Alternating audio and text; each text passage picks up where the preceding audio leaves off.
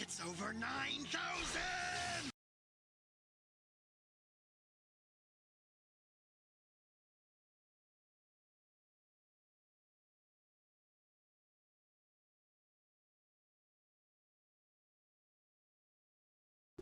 Voice check.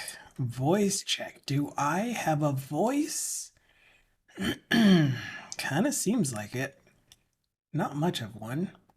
Hello, hello, hello, and welcome to another One Lion of Code. I am One Lion. What is up? What's going on, good VJ? Duca Soft. Hope you two are doing well. Today is... Lies. Today is day 126 of the project. Even though it's really only been like maybe 10 days of work, maybe less.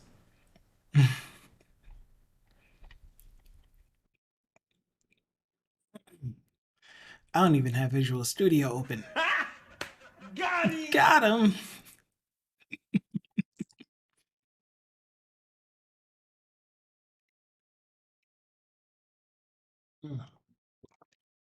All right. Water.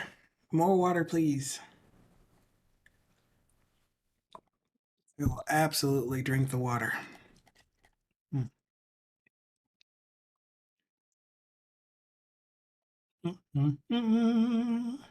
Fine man. Okay, so hello and welcome. Screen? Screen?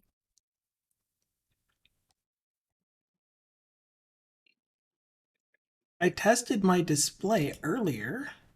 Device not available. Whatever. Whatever. Did I have a good vacation last week? I already complained in the last video, and if you want to subject yourself to complaints, then just watch it on YouTube's. But it was productive. It was productive.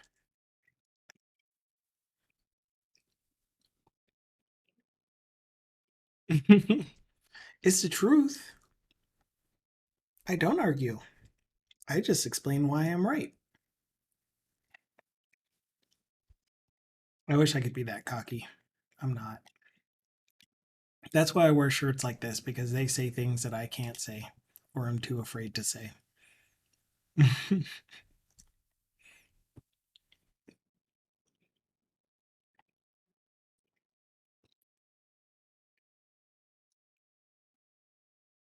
So yeah, so where are we? We are in the middle of getting our ad account to work fully. I think we wrote the logic to get the new account created. And the next thing that we need to do is get the starting balance.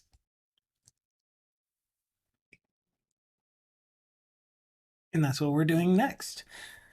But yeah, I don't want to leave you fully hanging, Ducasoft, but I have things that are happening that are cool, and also things that have been happening that are not cool.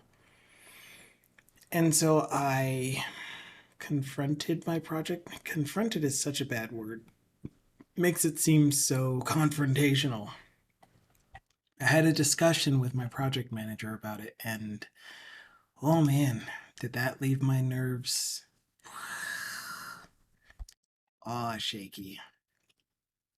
Mm, mm. Oh man.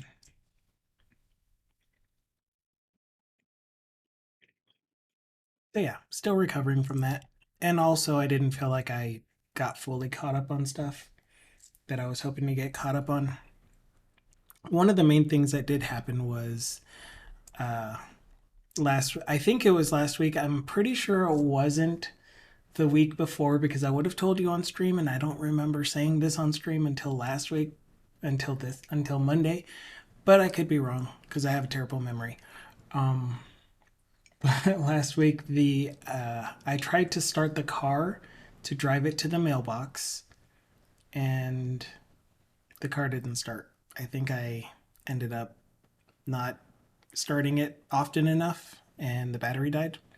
So I have to figure out how to get a. Yeah, I love to be gamey.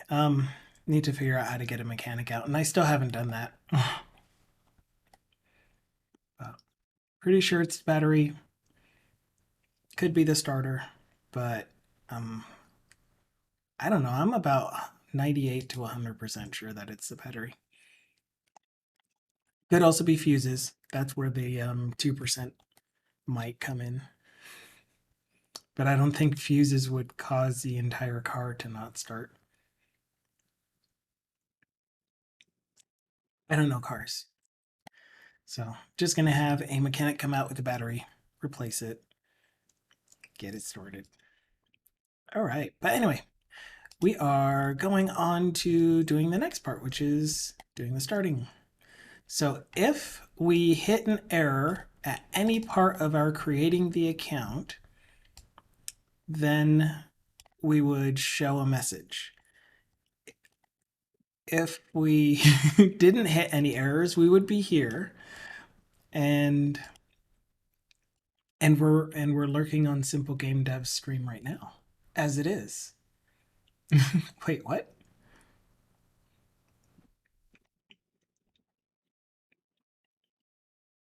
Um, so if we get here, we want to do the starting balance transaction. I was going to write out the algorithm and just see if Copilot will do it for me.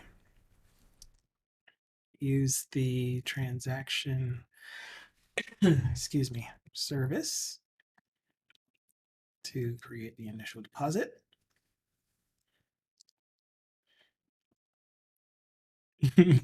Totally wrong. Whatever.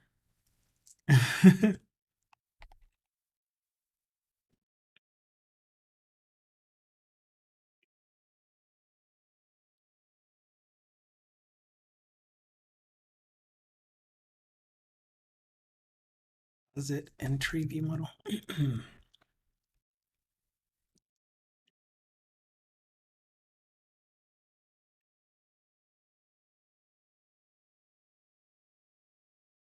think it's just add transaction.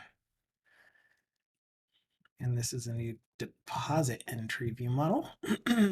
Man.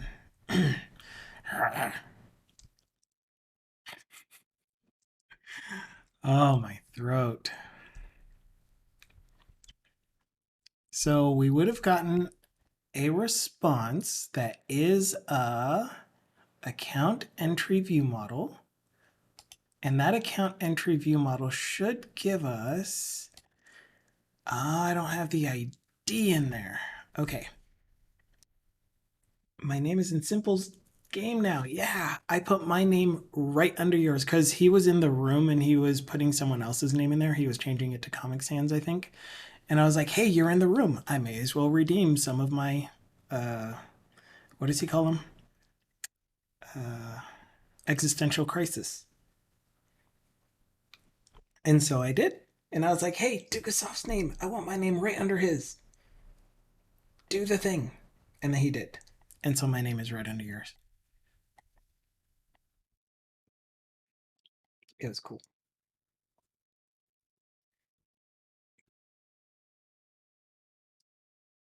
He's like, you could have gotten Comic Sans, and I'm like, no, Comic Sans makes me feel weird. I don't want to do that. I don't want my name in Comic Sans. Wingdings, on the other hand.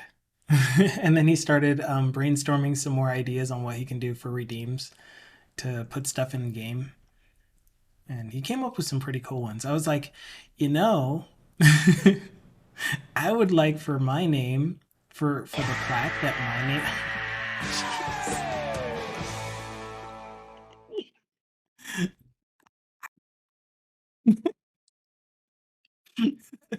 Apocalypse. Oh man. Dukasoft is dancing to that. I would like for my name plate, the little placard that my name is on, to fall off when the user comes in and looks at it. If their gaze is directly on it, it should, like, if they're looking at it for a while, it should start shaking because it's getting too much attention. And then it should fall off and then shake some more. And then if they keep staring at it, it'll move into the corner. He was actually entertaining that, and I was just being funny. I'm like, no, don't worry about doing that. Focus on your game mechanics. But he was actually considering it. Hi, Apocalypse. I hope you're having a great day. It is Wednesday. As Finite. Whoa, that was creepy. As Finite said earlier, it is Bon Jovi Day. Halfway there. Where there is, I don't know though.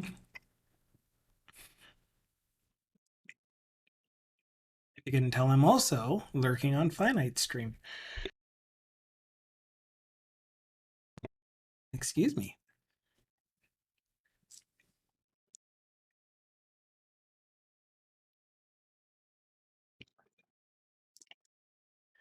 Okay. Um, so the thing that I needed to somehow add to this account entry view model is the ID for it.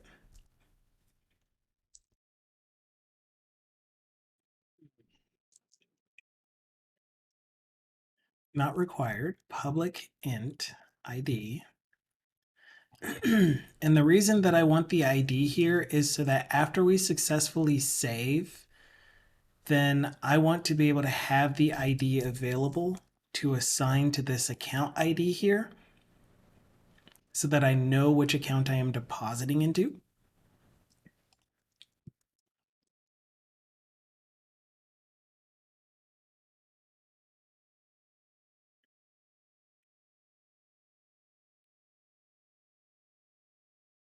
There.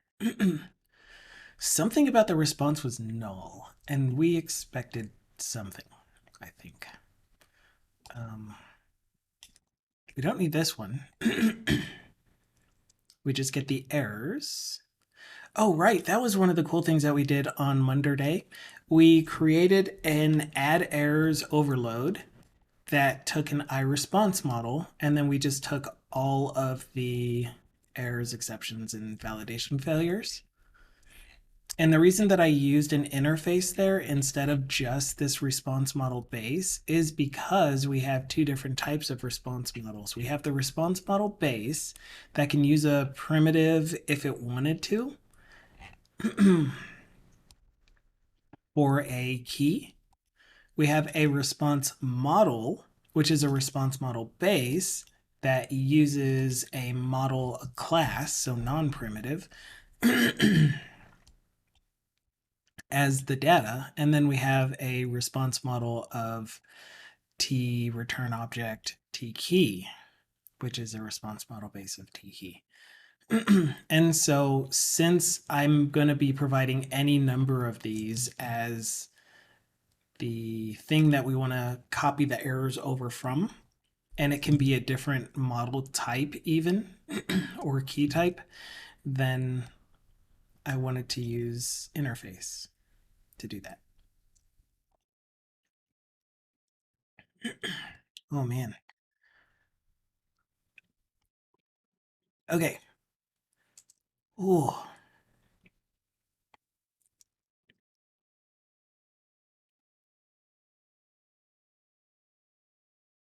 Oh man. Shaking my brain. Hopefully you can see me okay. It's a pretty dreary day outside. It's quite nice. We had a severe thunderstorm yesterday, which was a hailstorm. I was hoping for rain, but we got both rain and hail. It would have been nice if it was just rain though, because when it rains, we can go out onto our patio, sit, watch the rain, cover ourselves with some blankets. But instead, it was hail, and the wind was blowing pretty much straight at the patio. So all of it was soaking through everything that was on the patio anyway.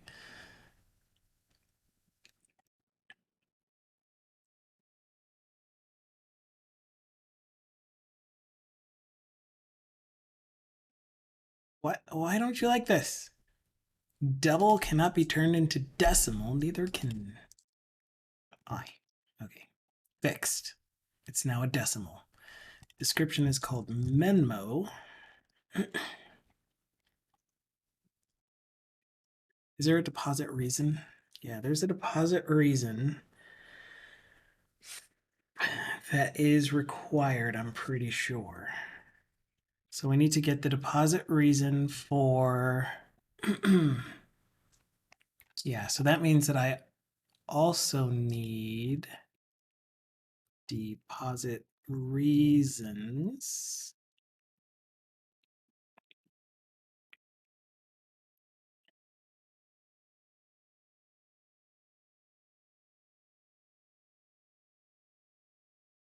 Oops, I missed. Man, what's up, throat? How you doing? Where you been? What has you been doing?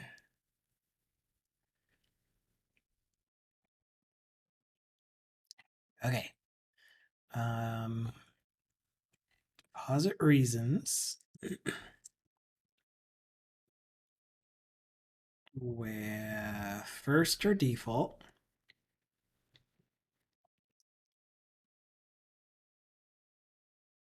Display text. Initial deposit. Else. And I'm gonna cheat quite a bit. Not because I want to, but because I have to now. Um, I'm really wanting to get this project done quite a bit. Free up some cognitive load. We're looking for deposit reasons. Come on, man.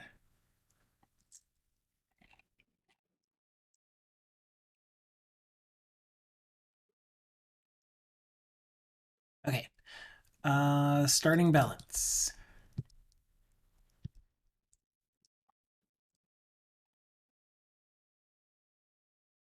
So you can see here that I'm using a magic string, essentially a hard-coded string that I know exists in the database. It will not show up in the UI anywhere as something that you can pick because I have it deleted, marked as deleted.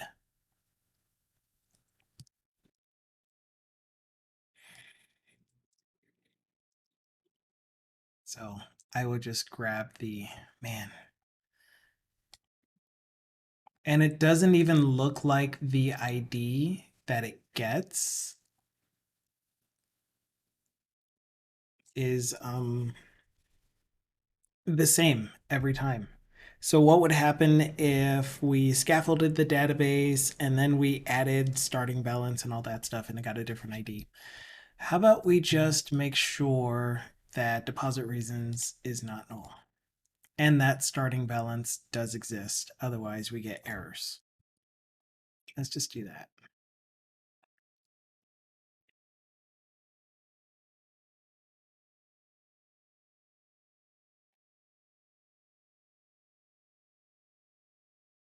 So we're going to put the allow null attribute on this field because we're going to be sure that it gets initialized in the oninitialized async that it gets populated on the initialized async method, which happens before any of this can happen.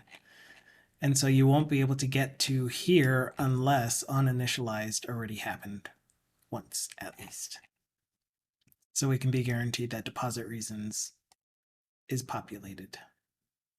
And then this one, we can't really guarantee that there is a deposit reason that has display text of starting balance, because if it's not populated in the database, then we'll get nothing back. We'll get an error. So I guess the next thing that we'll do is, if not deposit reason dot any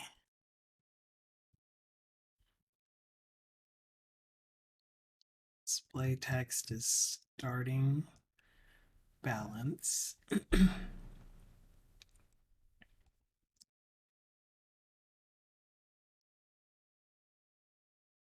So the initial balance could not be set.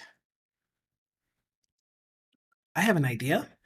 If starting balance doesn't exist as a lookup item in the deposit reasons, then we'll let the user know we weren't able to create a starting balance, initialize the starting balance.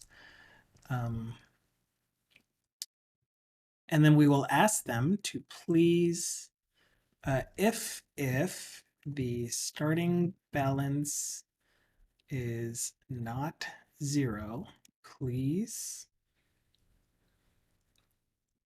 create a transaction to set the starting balance.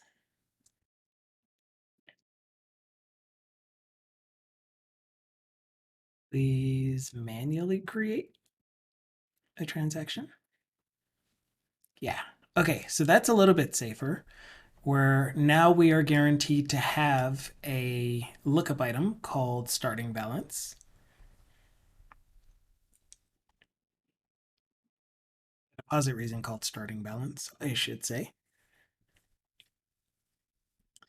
And so I guess that means that I don't really want to call this initial deposit in the model, just for consistency's sake.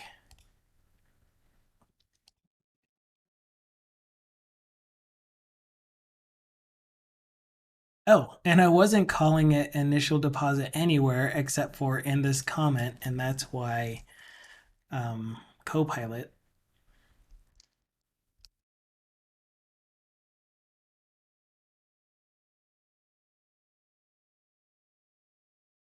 That's why Copilot was treating it, or was using the words initial balance and properties initial balance, etc. Sorry for confusing you, little frog thing.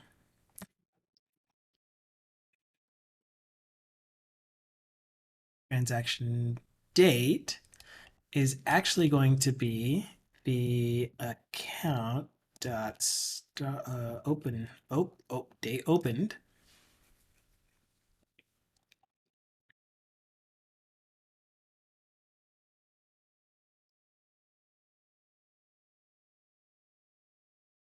using the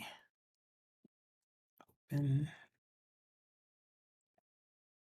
Please create a deposit transaction using the open date, opened date, and starting balance. Open date? What did brain? I called it. I called it.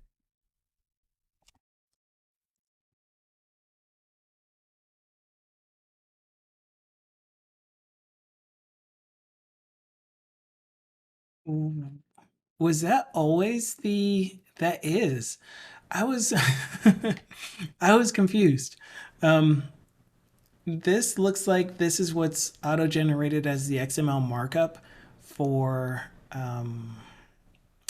the code generator for resource files, for resx files that are used as localization files. Um, and I was like, I'm used to only seeing the actual text that this thing translates to. But we can see that this one will say open date. I don't know why it says looks up a localized string similar to open date. Is it that the localized string isn't guaranteed to actually translate to open date?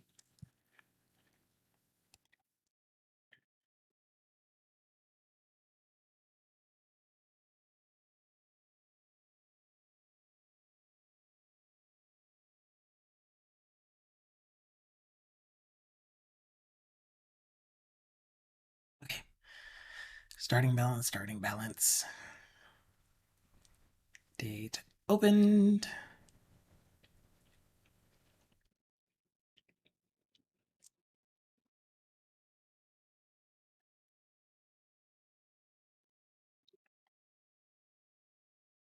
I guess it doesn't have to be a deposit transaction. Like I could understand or see situations where, let's say it's a credit card, and the starting balance of a credit card, if you've had it before starting to use this system and you're starting from some date where the balance was not zero, instead it would be well, it would still be a positive number to the credit card, but it's a negative number as far as how much you have to pay. So, anyway, if the starting balance is a negative number, then you're like, that shouldn't be a deposit. I didn't deposit negative X amount. I withdrew that amount or I charged that amount against it. So it should be a payment transaction.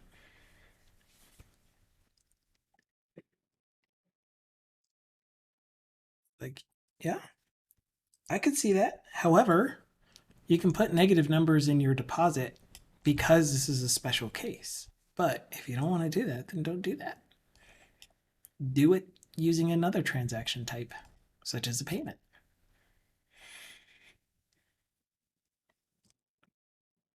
Okay, anyway. So there is our deposit transaction. If trans response was error, let me guess, you're nullable? Yep. Okay, so if trans response is null,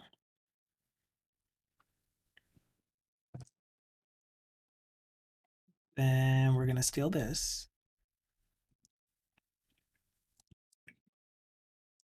But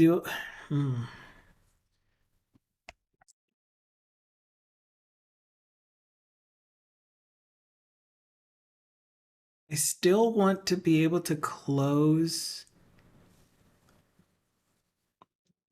this form. I don't want the user to be allowed to try to resubmit, but I also need a place to display the error message.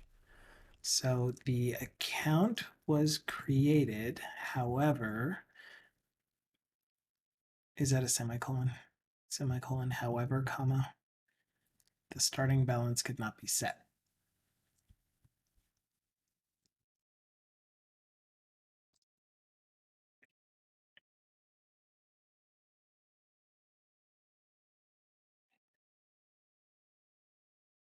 Okay, so maybe we'll have a Boolean for account created. Created.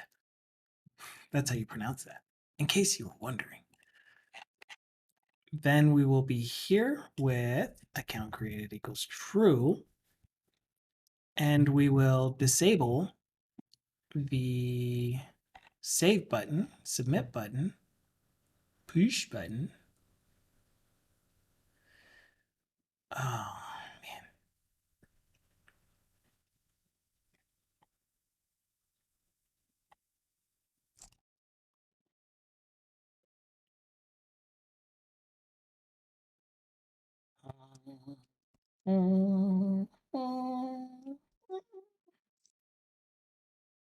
Is it that I have it in the dialogue? No. How am I supposed to tell the templated question dialog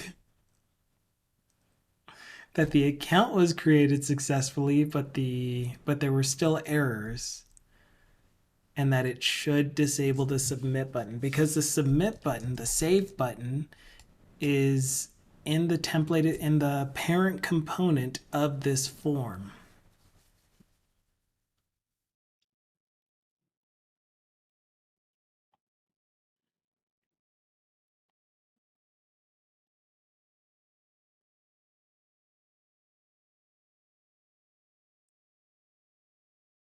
Think about that. I'll think about that.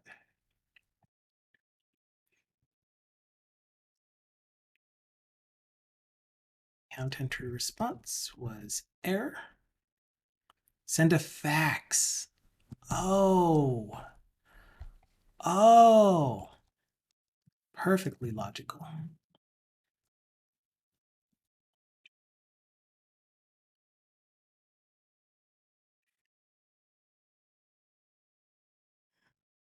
I know. Leave me alone, computer.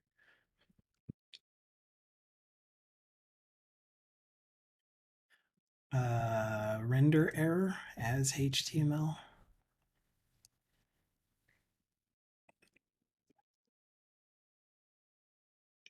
Do I have a render error? I should have a render error.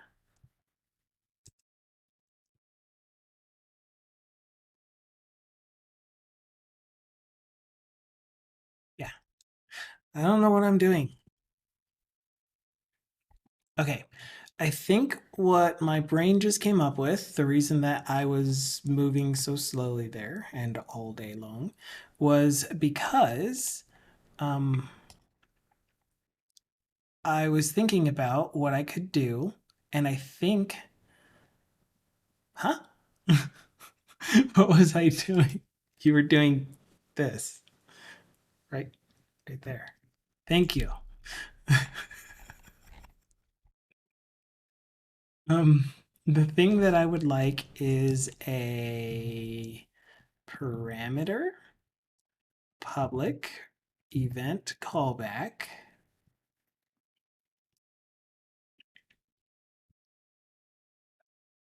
account created parameter public event callback.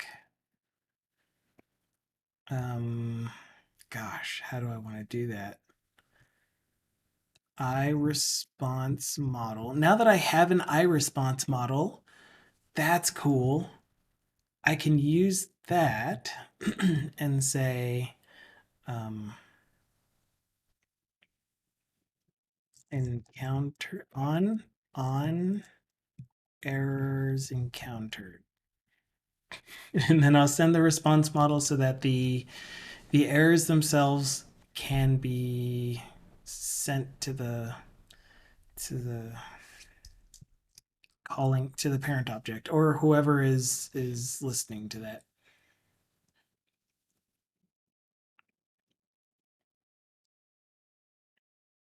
Or this can be on partial success. Oh no. So just so you guys know, it is currently Mothpocalypse season. And I didn't know that we would be having this issue. We didn't last year, but a whole bunch of moths are getting into the house somehow. And so if you see me jump or just run away, it's because there's a moth flying in my face or trying to latch on to me. I'm not really like scared of moths. I just don't want them flying in my face. You know? What if it pokes my eye out? So anyway, just so you know, if you see me doing weird things like jumping back or swatting at the air and you don't actually see anything, it's because there's a moth, most likely.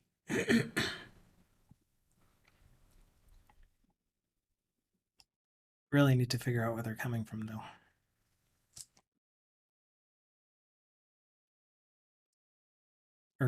getting in from. Kind of feels like it's this window, but I looked at it really closely and I don't see any gaps in it. So weird. Okay.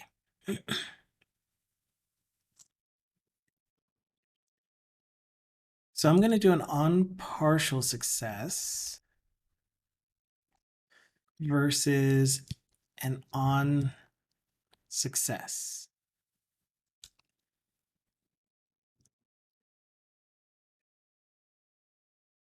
And my on partial success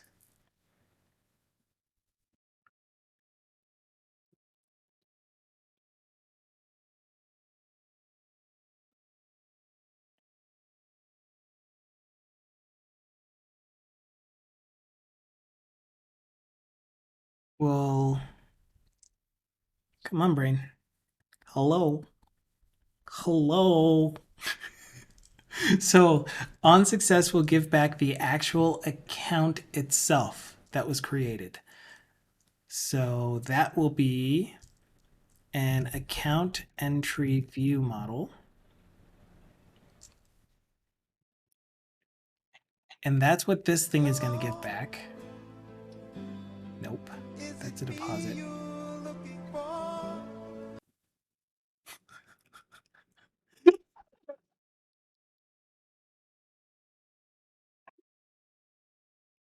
I was not expecting that. What is going on? Like, there wasn't even a message saying that you had played it.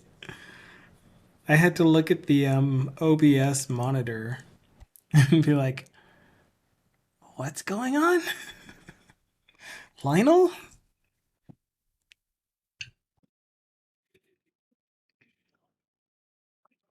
Anyway, thank you for that.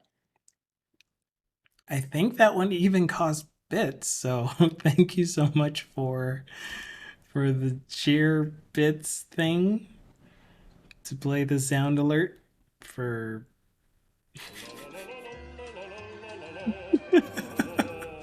Look, that one showed up.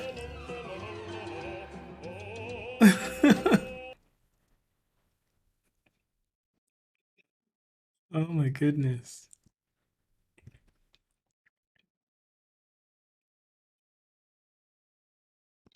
I've got the best concentration today. Number one. Okay. The thing that I need is, yeah, we'll just send back the actual account entry. Not response. Account Dracula. Um, account.id. I won't have an ID. Account entry response record ID is going to be resp data ID. Cool. Cool.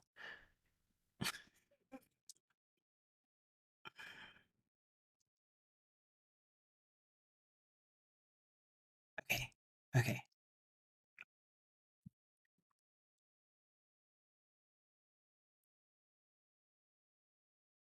I can spell. I can spell.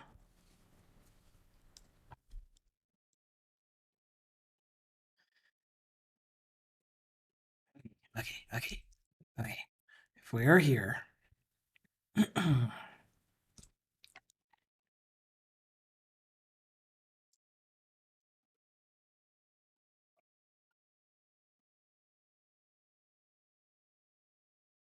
doing this so backwards. I think I am going to do this without speaking for a minute because words are making it difficult to think. I apologize. As I mentioned, or as I have written in my YouTube comment, or YouTube, what is it called? The description for YouTube videos. There are days when I seem to be all over the place, and I don't want to be, so I apologize if that is giving you anxiety. But today is one of those days where I am kind of all over the place. So here we go. I'm going to write this. And the thing that I'm going to try to write is the logic for what happens when the account is successfully created. Then I want to notify. Do it. I didn't hear it. Maybe it did it. Maybe I was just talking too loud. Is for the logic to notify the calling form that the account was created successfully. And then if the next part fails, either because of starting balance not existing or the actual transaction method failing, then I want to raise the on partial failure or on partial success. Otherwise, I want to raise the full success. And the weird thing that struck me was that this method is a public method on this add account form. So the thing that's calling it is the parent container, the parent element. So handle confirm clicked here will call the add account form dot submit. And that's going to get a true false answer back.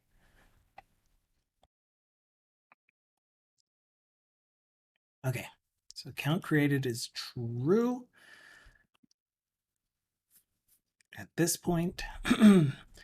And so if I'm still talking, now that I said it all, I can just type it and I'm going to say it as I type it, I guess. So if account created has delegate, then we want to raise that function, function, the event callback, to say, hey, the account was created successfully, so that's step one. The calling form will probably want to disable the save button at that point in time, although the save button should be disabled while we're submitting anyway, the save and cancel. Although I could leave the cancel since I'm using cancellation tokens everywhere, and then just pass a cancellation token to stop the process from being successful, etc., etc. Okay, then the next thing was do the transaction, or check to see, this goes up here.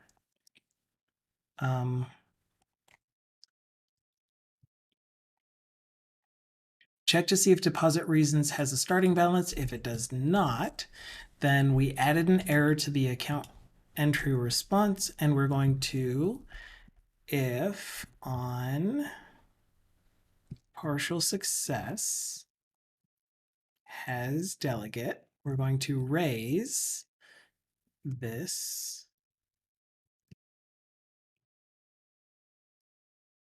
using our response.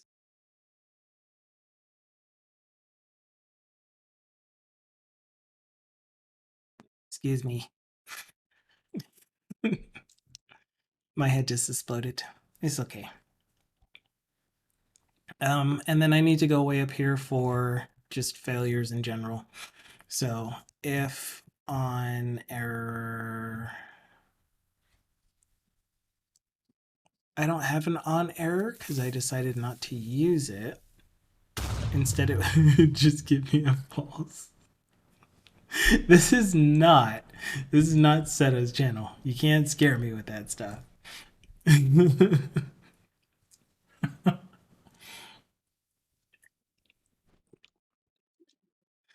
Oh man. That's why you played Quack last time, so that I could turn my headphones up even more. Because I didn't hear Quack, so I turned it up, and that made that extra loud.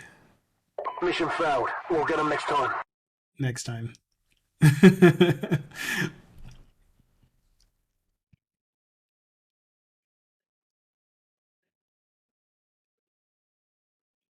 Anyway.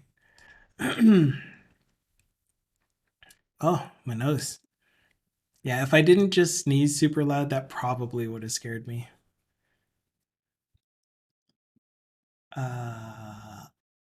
I don't have on air.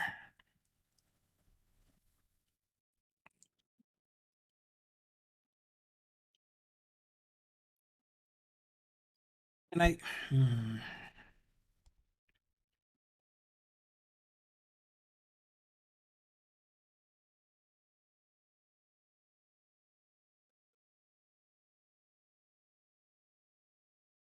don't know that I want one.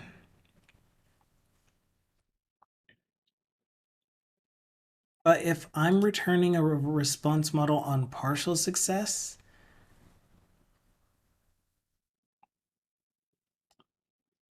yeah, I don't want that. I don't want to return the response model on partial success because then I'm kind of saying that the thing that's calling this is going to be the thing that should display errors, whereas the account form itself is the thing that I have the errors being displayed on right here.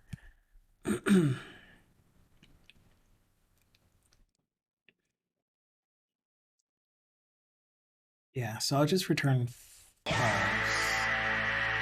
See? I was expecting that one too. I know how you work. I got you. I've seen you operate on other people's streams. Besides, you're the best non-bot bot ever. And bots, as you know, are predictable. Even non-bot bots. Predictably unpredictable.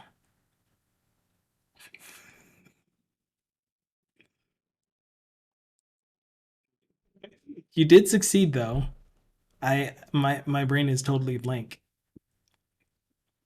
It didn't scare me, but it certainly did a mind wipe.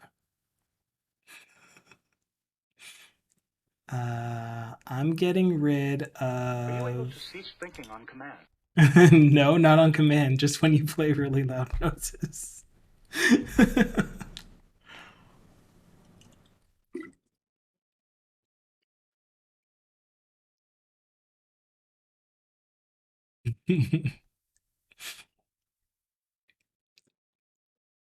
On partial success. Okay, so yeah, and actually, probably, maybe, probably. Mm, mm. Oh, oh. I, I, I, response model of account entry foo model. This might actually be helpful if I did it something more like this.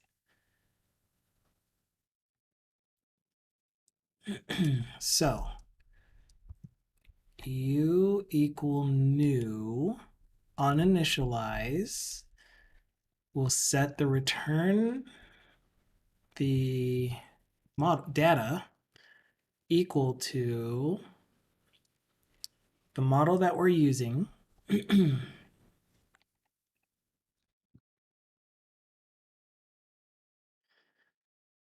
This all just feels so weird. Like, what happened to my change tracker to know whether or not changes were made to this model? I don't know. I don't know what happened to that. But yeah, this being the case, you are going to be read-only. We're not resetting you ever. We're setting the data to that. And so that means that maybe I do want to give back a response model of this in U on success, on partial success. And the reason that I would want to do that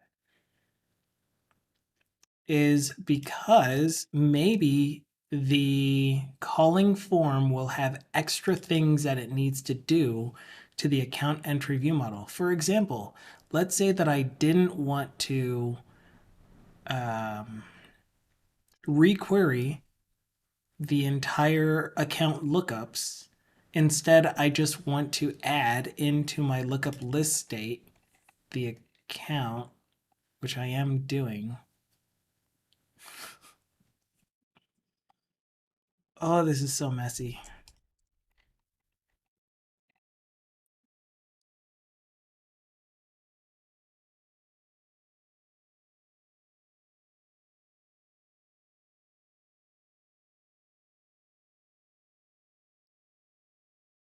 Okay, whatever.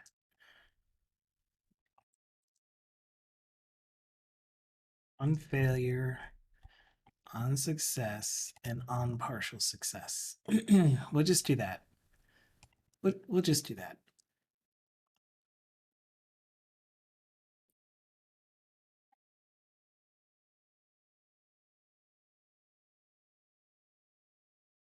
We'll update the this. If on failure has a delegate, then we'll invoke it.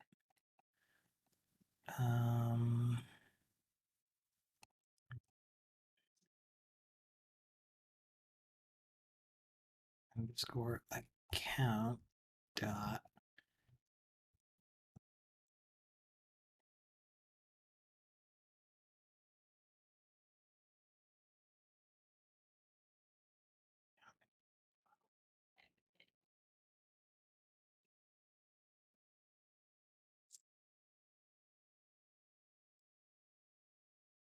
where did I put ID?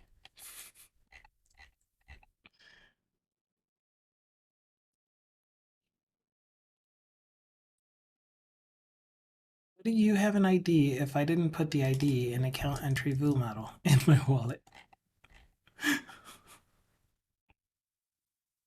Account entry view model.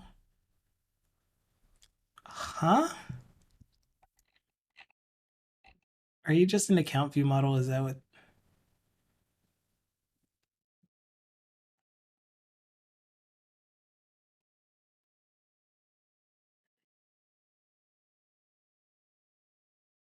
I think I'm going crazy.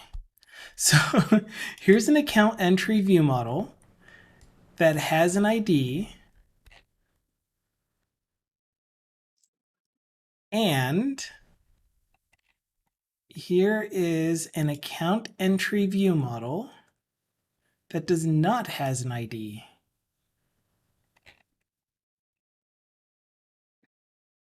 That is in Blazor UI.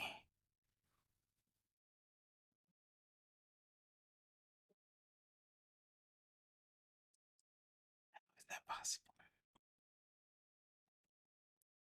Did I spell one of them wrong?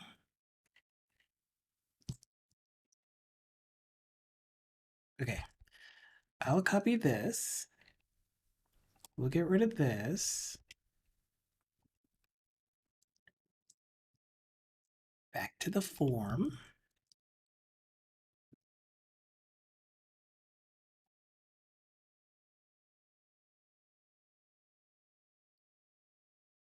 Okay. This is what that class should look like.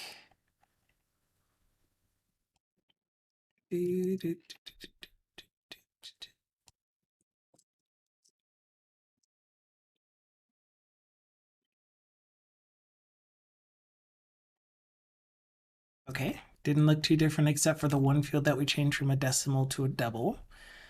And is this the same method?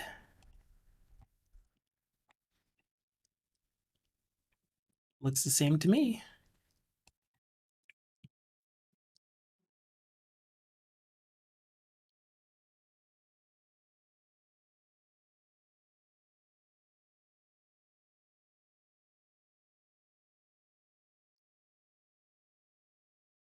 Cool. Okay. Was there another water? Did I miss the water?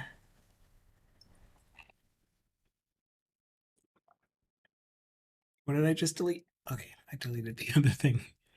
You go away too. No, too many. Okay. Lots of response models, lots of disease.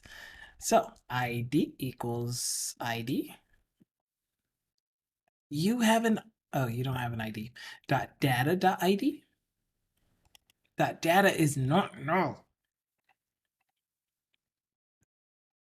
if data is null. Oh, there's an easier way to do this. Question mark equals underscore account. Okay, so what this does for us is it gets rid of any of our null reference exception check thingies because we're making sure that data is not null by the time we get here. Okay, on account created, here is our account response. And then all the way down here, if we made it this far, then, oh, right.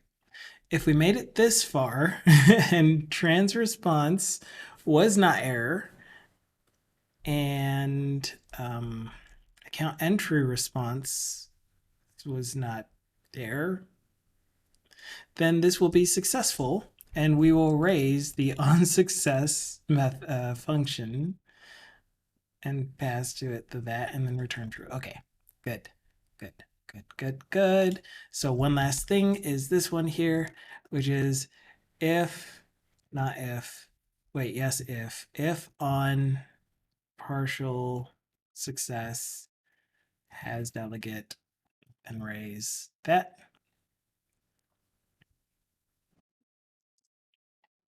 And so we will accumulate all of the possible errors all the way up until this point. And there we go. We're good now. I think that this logic is correct. We're going to read through it real quick just to make sure. When we submit the form, the add account form, which has an entry space for you to name the thing, for you to say when it was opened and what the initial balance is for it. We will make sure that there are no errors currently on this form. So we'll clear the errors from any previous attempts. We'll make sure that data is not null by populating it with the current account.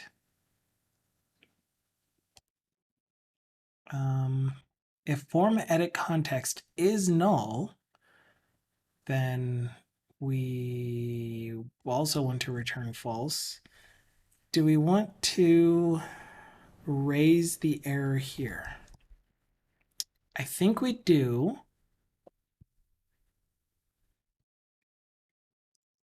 So let's add an error that says the form was not initialized properly. Yeah, there it was. If on failure has delegate.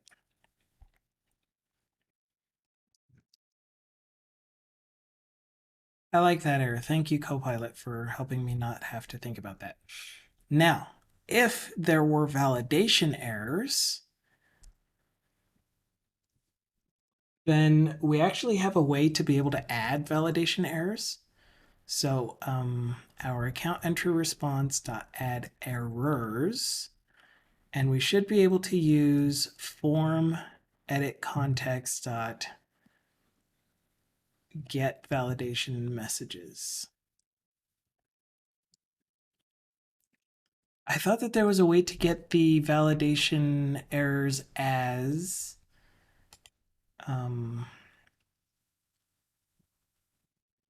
objects. Because right now this is an IEnumerable of string.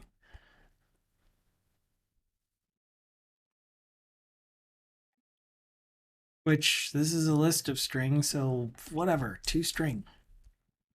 I mean, two list. I don't care at the moment. But I could have sworn that edit context had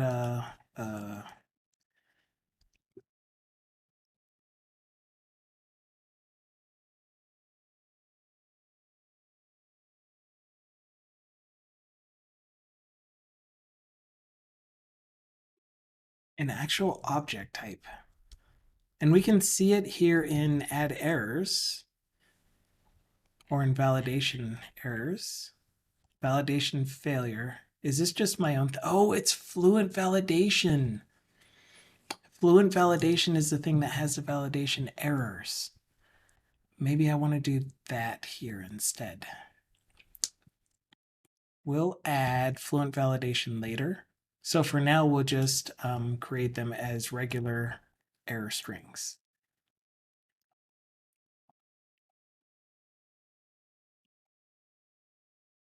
Update.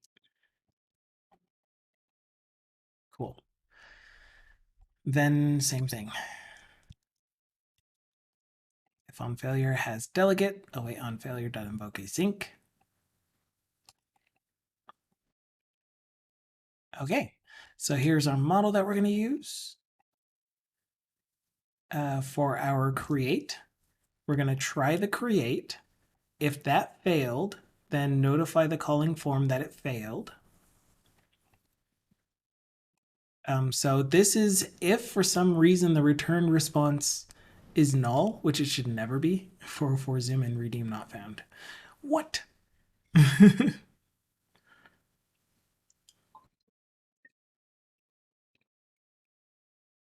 Is the screen actually too small? Is that what you're telling me? Here you go. I fixed it.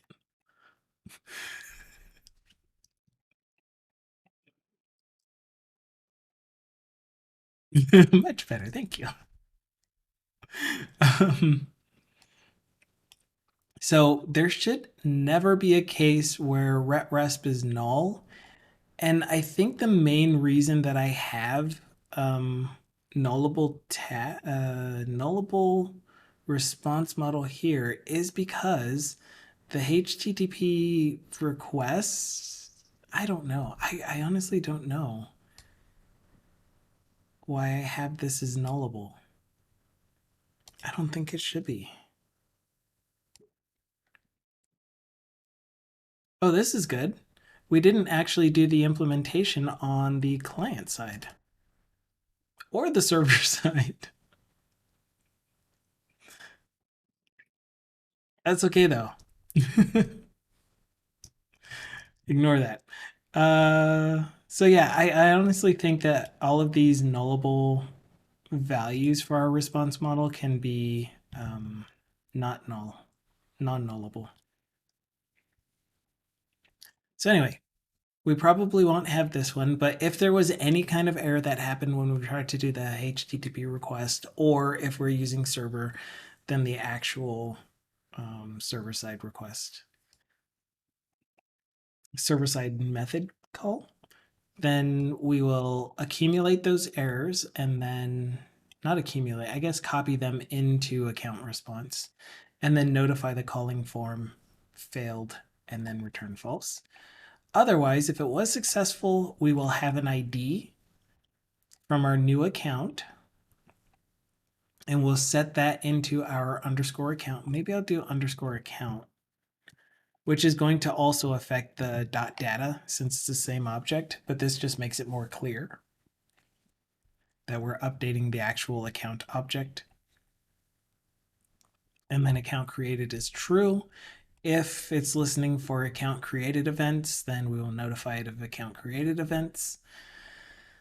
And finally, if we were successfully creating the account, then we are going to try to create the initial starting balance record, transaction record. And we're going to do it as a deposit. It doesn't have to work, but yeah. So if there is no starting balance record in deposit reasons, then we won't do it. We'll just let the user know the account was created.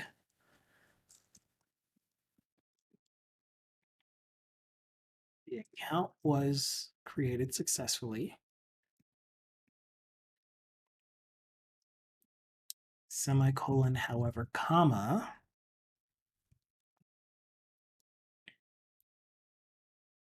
The starting balance deposit reason was not found in the lookup list, so the starting balance could not be set. If the starting balance is not 0, please manually create a transaction using the open date and starting balance. Set the starting balance.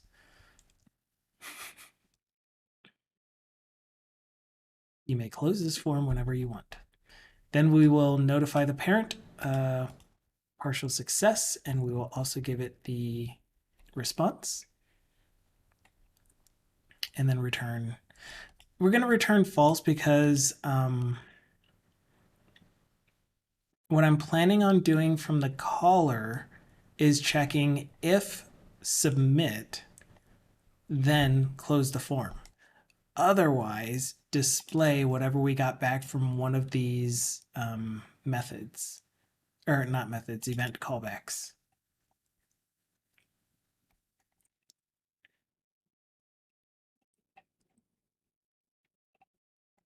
Okay, moving on then. So we know that we have a starting balance in our lookup list. So the next thing to do is to actually try creating that starting balance deposit record. So we're going to try adding a new transaction, a deposit entry, using the, I guess we can now use underscore account ID, account starting balance, the ID for the deposit reason,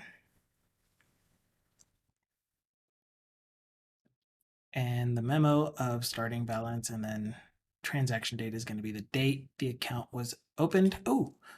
And then posted date is also going to be. That way it's not a pending transaction. So both the posted date and transaction date are going to be the same in this case. And that will be the starting date.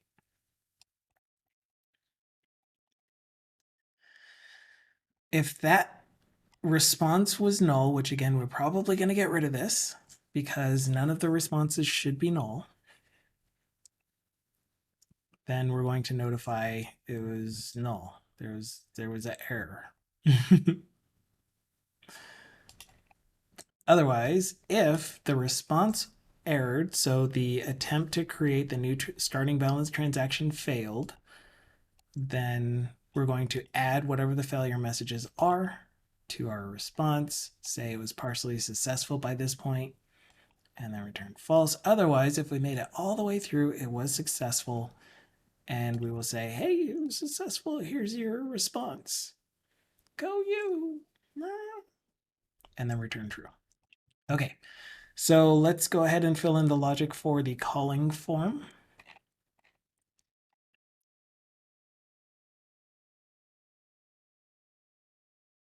And I think I know a better way to do this. So we were struggling with the add account form, not actually hiding when we changed show because of the way that the binding was not actually propagating all the way through. And so what I think needs to happen is at bind show : after. And then we can use this async method properly.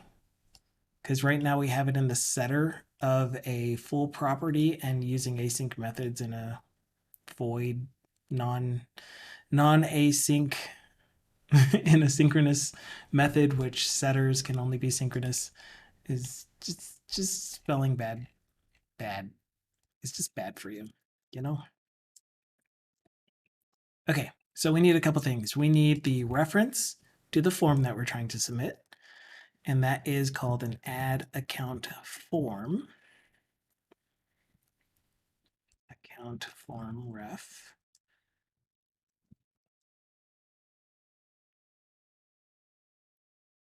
And we need to actually add it as a reference to here at ref. And so now we'll have the account form that we can call its public methods on, provided it is not null. So if account form is not null, then we can do the submit. So let's do it the opposite way. If account form is null, then we'll exit early.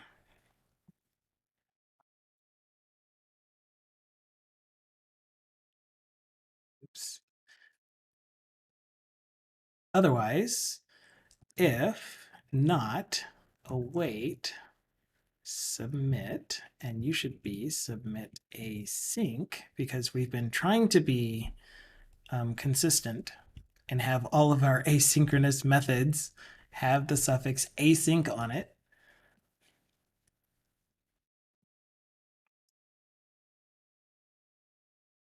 Okay, so if it was not successful, then by this point we should have some kind of response. So I'm going to have a placeholder for my response, which is a response model of account entry view model.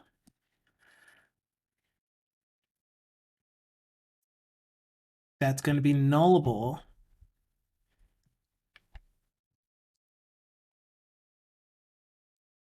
And then maybe I also want to have the holder for account created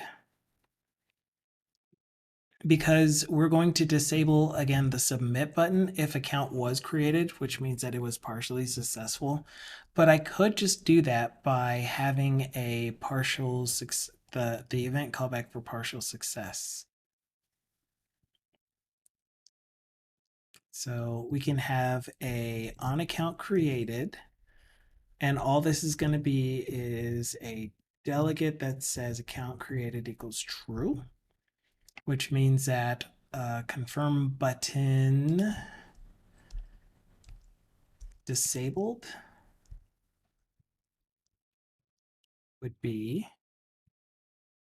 if account created, then it's disabled, and that's it. Just account created. That's the only thing that we're going to disable the confirm. Oh, or submitting, right? Submitting or account created. Okay, so let's set up our submitting. And when we start here, submitting is going to be set to true. And then submitting is going to be set to first.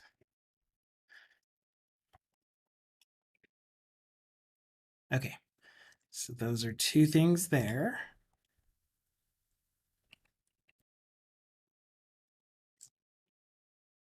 So actually what I want is if submit form was successful, then that's when we're going to do all of the close, which is going to be pretty easy. Update the account list. Yeah, it's just, do I want to do this here or do I want to do it here?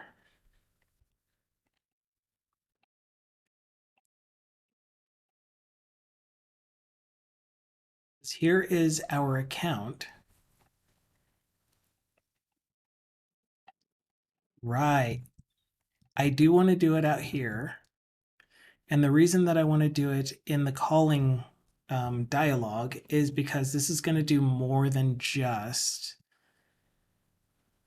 add to the account list. Although, now that my brain is catching back up, this, oh, look up list date. Aha. My brain was 2 chapters behind.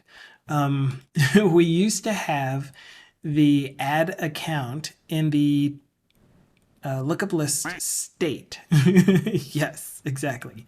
In the lookup list state.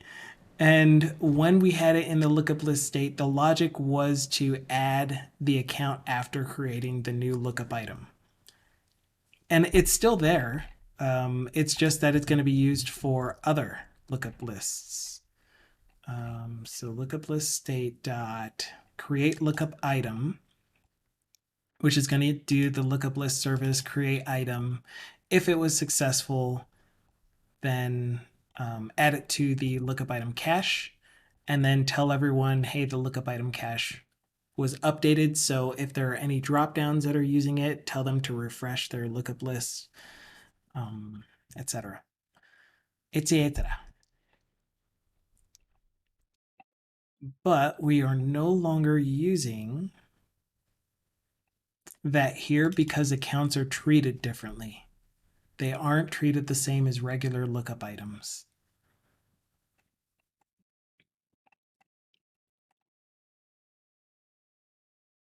So what I would like to do then is in the calling, in the parent, I need to add this, add the created account.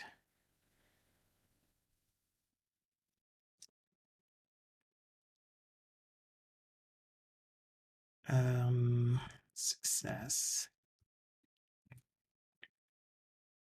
Because it could be partial success. If this is not successful, we could still have a partial success. So the thing that I care about here is if account was created, but I don't need to do that. Come on, brain. Make these decisions before I get to this point. Okay, so here's what I'm thinking. If we have an on account created handler, I'm going to cut this. Handle account created. Handle account created. Private void handle account created. Cool. We're going to definitely capture the response model there. We're also going to say account created is true, but we are also going to update the cached lookup lists.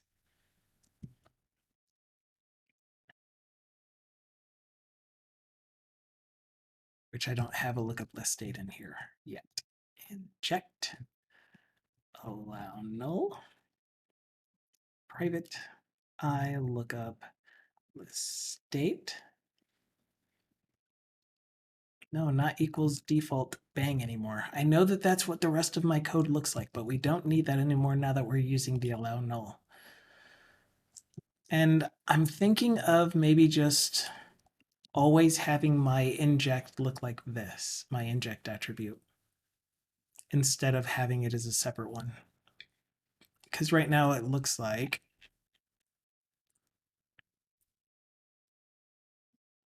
why don't you look like that? There.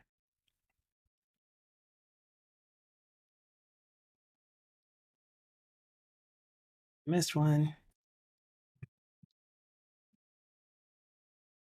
Yeah, I like that better. It's easier to read. So I think this is just going to be my default inject. It's going to be inject allow null because I have these as required. There's an allow null. Scott showed me this, and I like it a lot more than the equals default business.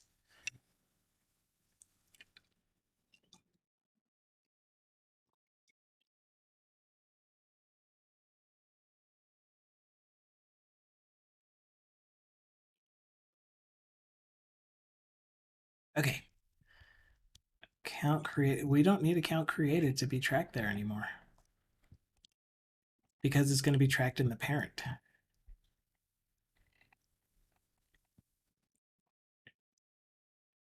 Cool. Okay. Okay. So on account created is where we're going to do the add to lookup list cache. And this is just to view model, which is going to give me a count entry. Crap. How do I turn this into a lookup?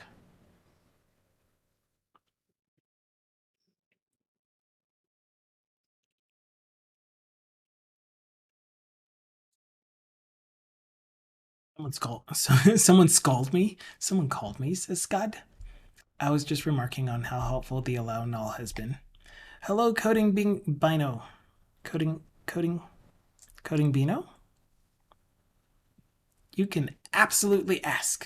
So Dukasoft has posted the project, the GitHub page for the project, but I can give you a quick visual of what the project is. And the short background of it is I currently have a financial tracking system that I keep for myself where I manually enter financial transactions. So when I buy something, when I deposit money into my savings or checking, when I transfer money between accounts, I do that in Access currently. And I'm a .NET developer. I'm like, why haven't I turned this into a .NET project yet? And also, my stream is all about doing stuff with Blazor and .NET in general. We may move over to things that are non-Blazor, but I'm hoping to stick with Blazor for a really long time. But .NET definitely. Um, and so I wanted to show a Blazor project when since I am now no longer able to stream my regular job, man, I am going so backwards.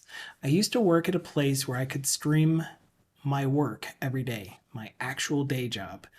Then I got hired for a consulting firm, and we have clients that we are not allowed to disclose who the clients are or what the projects are, so I was no longer allowed to stream.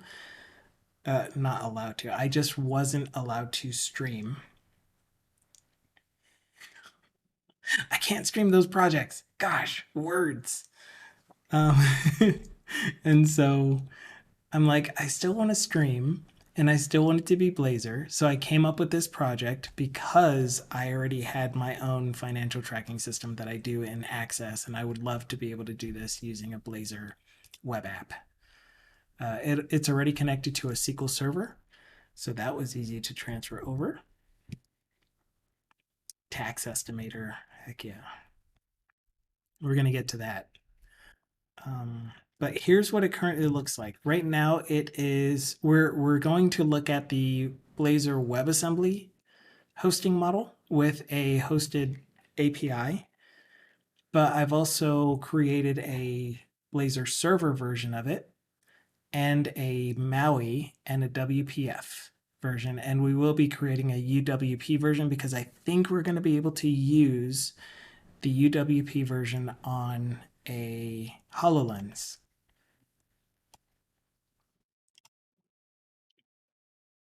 So it is cross platform, it is cross virtual technology. But this is essentially the landing page. Login form isn't for real, it's just a login form with no hookups to the back end. But these are the data entry pages. And we will clean up the UI, we'll make it look a lot better than it currently does. But for now, I was just doing all of the functionality of the app with a basic usable UI. But yeah, so again, it's simple. It's tracking payments, deposits, and transfers. You enter them manually. This isn't intended to be like Mint or other financial applications where you connect it to your bank and then it pulls in the actual transactions and then gives you projections. Those already exist. This is for me to be able to manually enter my transactions, look at it the way that I want to look at it, slice the information however I want to slice it, and have it in my own database kind of thing. And so what'll happen is at some point in the month, hopefully multiple times, hopefully every single time that I purchase something or deposit money, I will go to my banking institution's website. I'll have receipts, whatever it is, and then I will enter a given transaction. So let's say that I purchased something on the 1st of this month, and it was from my favorite food establishment, Vindy's. And the subtotal was a 20 monetary unit, 35 partial monetary unit burger with a sales tax of way too much. Oh, and I had it delivered. So that was like another 15 monetary units because, that's how delivery does. And I gave a tip. And I'm a pretty good tipper. And so my $20 burger ended up being a $57 delivery. Anyway, so I will try to add it. And it says you need to have an account. Again, the UI is not looking beautiful yet, but it will. But it's telling me I was not able to submit because you need to select a valid account. I don't think that I currently have the validation set up for you must have at least one line item, but we'll definitely do that when we set up Fluent validation. So we'll get that kind of validation feedback. If I don't have a payee selected, then it will also let me know, hey, you need a payee. If I don't have a transaction date or it's a transaction date that's in the future. No, it can do future transaction dates. Like if I'm planning to buy something or pay for something in the next 3 days, then I can do that, I guess. Apparently. Oops.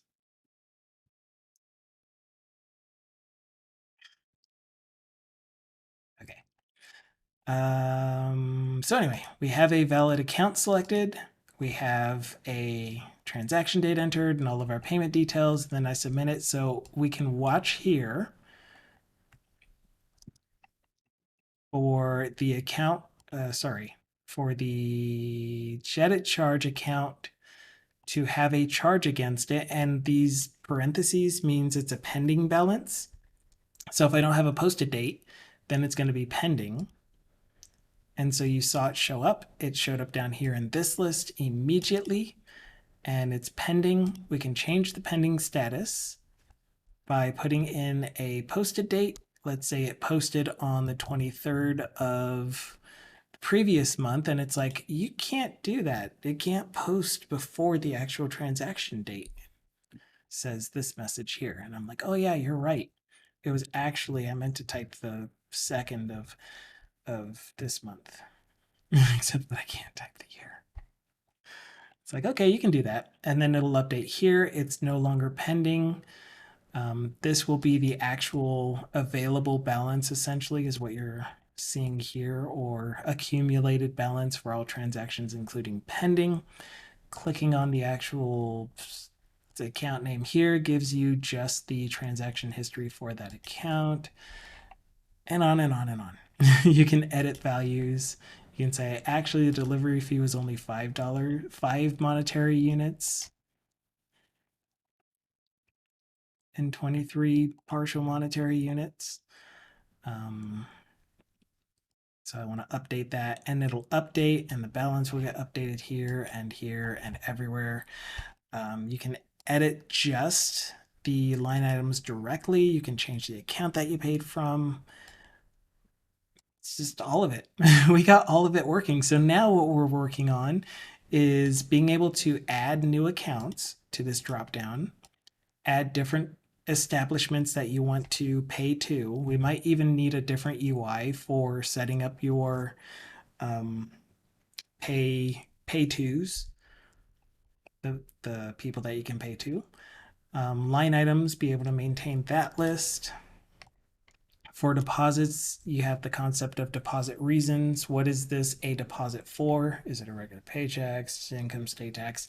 What I would like to do is just be able to type in anything free form.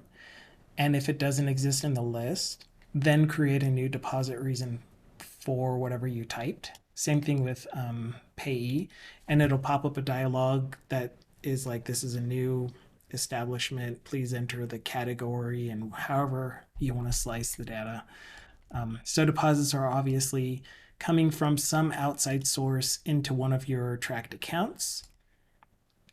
And then transfers are going from one tracked account to another tracked account. And so, yeah. So from the very beginning, and if you want to see the videos from the beginning, which there's a lot of just talking with Twitch community, with all of our really, really cool people in this community, you can take a look at it on the YouTubes. I have all of the videos posted there from the very beginning of this project, 126 episodes ago. 126 plus episodes ago, because every Friday we also have community day, which I don't really work on the project, and I spend maybe 10 minutes out of every stream actually working on the project. That's probably an exaggeration. It's more like two. uh, but anyway, that's about it. So there's everything from setting up the deciding what project to work on, setting up the data structure, sketching out the UI, and then doing the actual implementations. Trying to do TDD and failing at it, and just dropping TDD in general because writing tests, especially since I'm using so many generics and for my services even, and for my lookup lists. But yeah, that's the project. So there we have it. Huh. I actually said all the things. But anyway, so coding Beano. Is it Beano or Bino? Like Binosaur? Yeah, except for the actual UI not really looking pretty. The functionality is moving right along.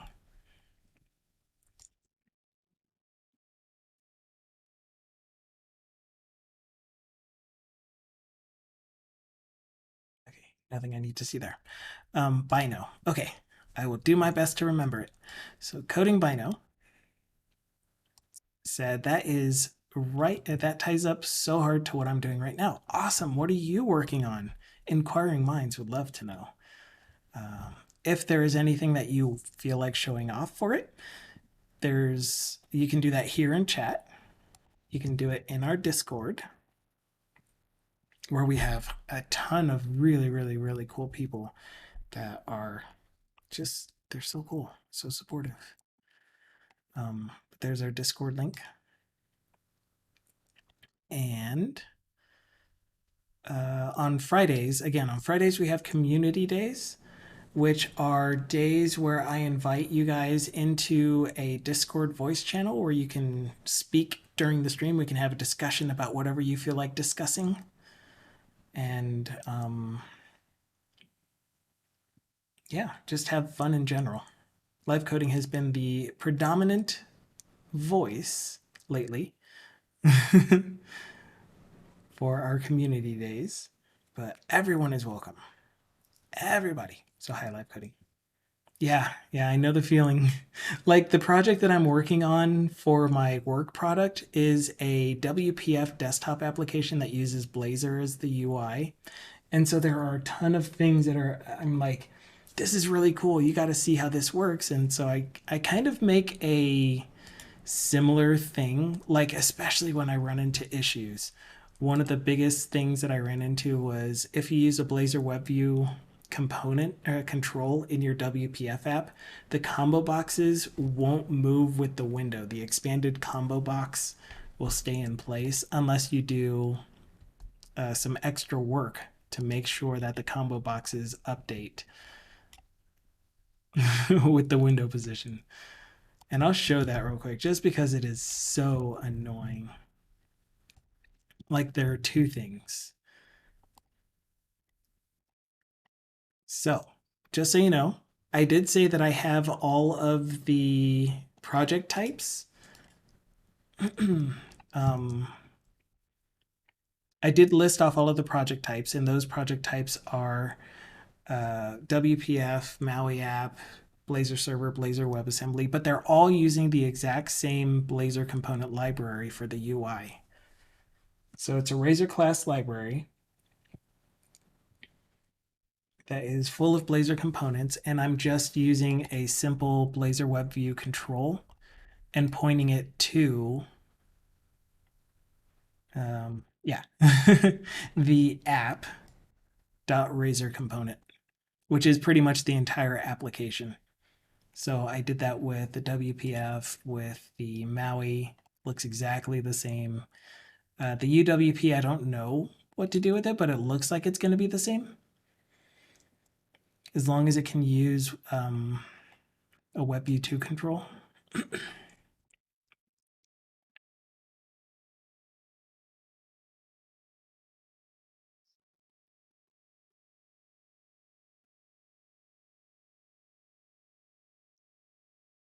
Did I actually tell it to run or did I just tell it to build? I think I just told it to build.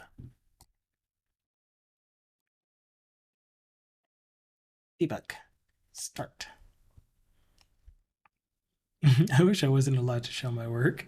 It's WordPress. Oh yeah, following 40 pages of guidelines.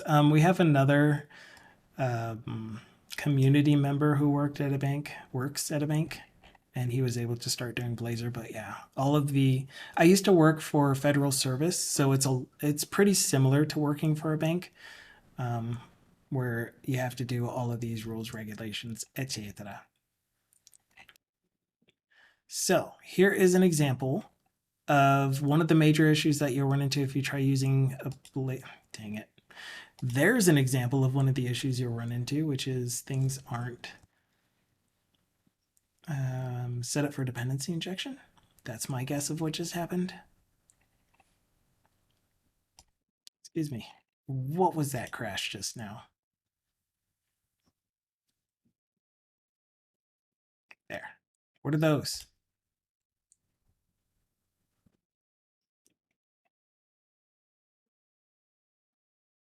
Right. I always do this. So even though I am using the same UI, I still need the API running when I'm using the WPF.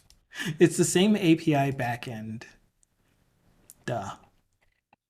So those errors were all your API. I could not reach your API. I need to have it handle it better, but at the moment, not really too worried about it. So anyway, here's one of the major issues. This time it'll let me show it that you'll run into when using a Blazor web view control with a WPF or MAUI project. I'm expanding this combo box, and since I already moved the window, you can see that it's showing up down here. And the other thing that happens is when you drag the window, the combo box stays put. And it's because of the way I can't remember the full description of why, but it took me like, I don't know, 80 hours of research just to figure it out. But it has to do with the way that the web control is notified of changes to the window. And thank you so much for the follow. If that's what just happened, I'm not getting notifications anymore. Why aren't you notifying me of things? I heard the sound, but I couldn't read what just happened. Pretty sure it was a follow though. Yes, the coding bino followed. Thank you so much for the follow. So the thing that the thing that fixes this is twofold.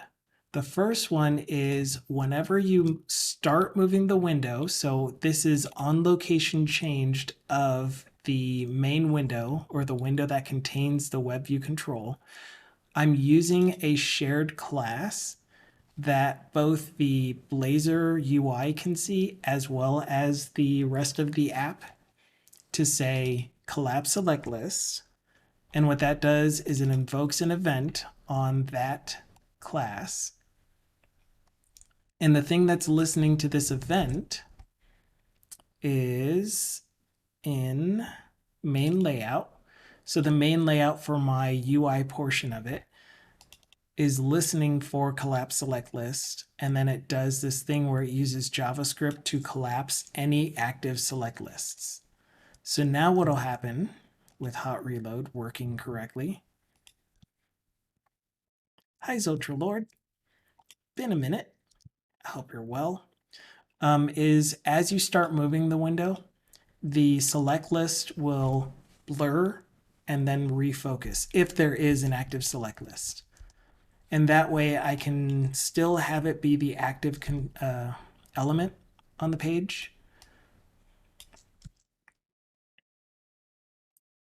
But we still run into the issue of the expanded options for the select list not being lined up with the actual combo box after the window is moved. So when you open it, it works fine the second time. But if you move the window and then open it, it stays in the previous location.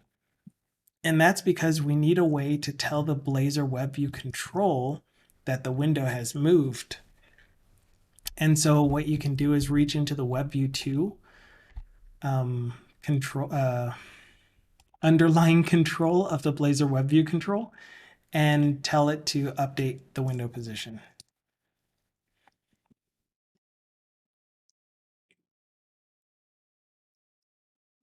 And apparently that made it crash.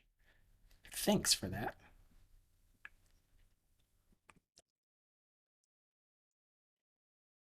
WebView 2. Okay, so that built successfully. We're going to, again, run this. And the reason that I'm running it without debugging is because if you have the debugger attached, it'll look like everything is working the way that it should.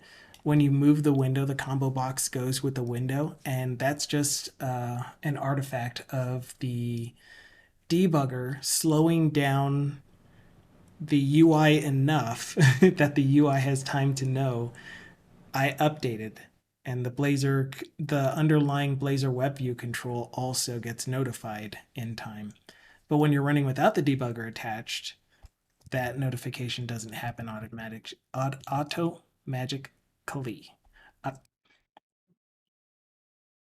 And now, wait, Blaz WebView really doesn't exist? It does too. It's right here.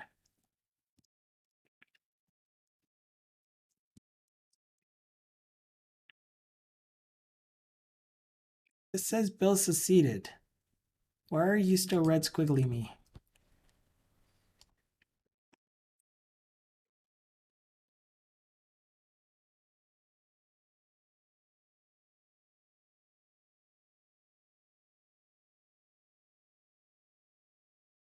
Fine.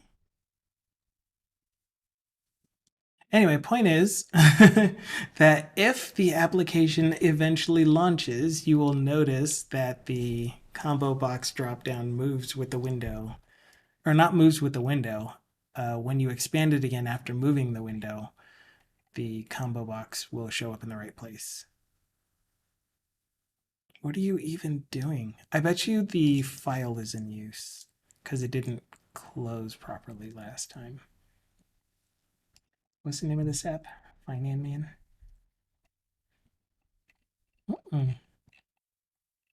It's not running. Honey. But whatever. For whatever reason, it is no longer letting me relaunch the app. But you believe me, right? Right? Question man? Control F5.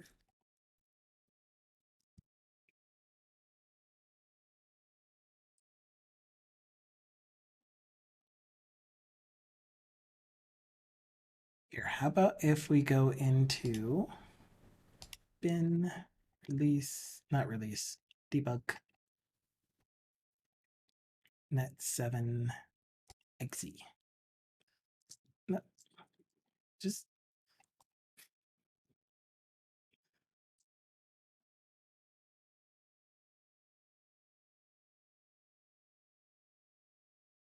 do the thing. Yeah, I think it's just crashing immediately. That's probably what's happening. Object reference not set to an instance. What?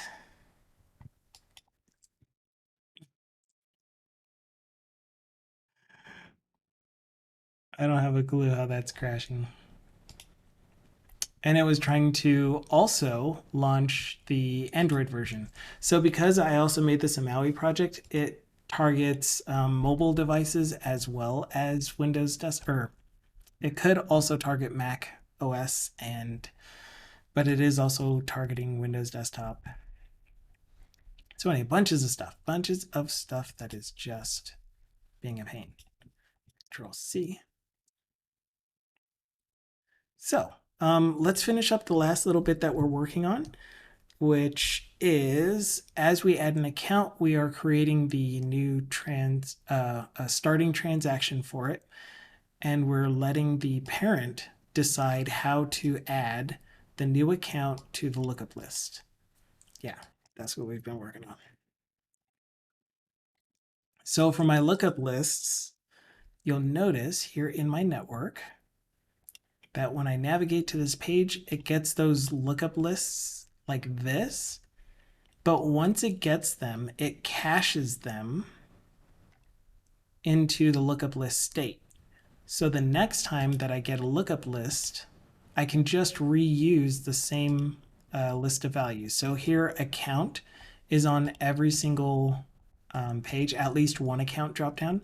So I get the list of accounts here once, cache it, and then every time that I go to another page that uses that same lookup list, then I just use it from cache, which means that if I'm doing something like creating a new account here, then I'll need a way to update that cache.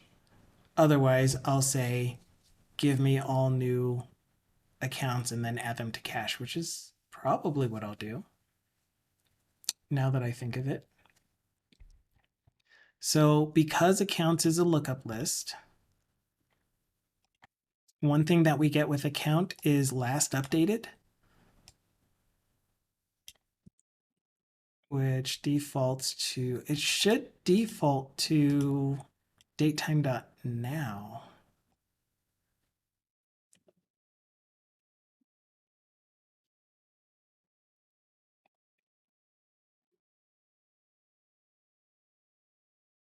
Which it will when we do it using the add dialog. Sorry, those were manually entered before I added the last updated date, which defaulted to beginning of time. Datetime.min.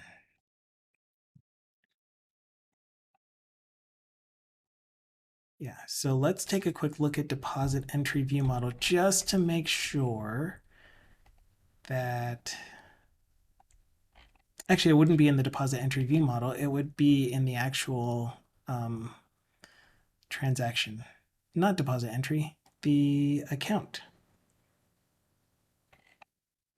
service, which is where? So an account entry here, just give me an actual account. Excuse me, account. Lookup item base. Lookup item base of, and there we go. So when, in code, when we're creating a new entity for the database, if I don't specify anything different for last updated, it'll be set to datetime.utc now. All dates that I store in the database are UTC, by the way. Okay, good. Good.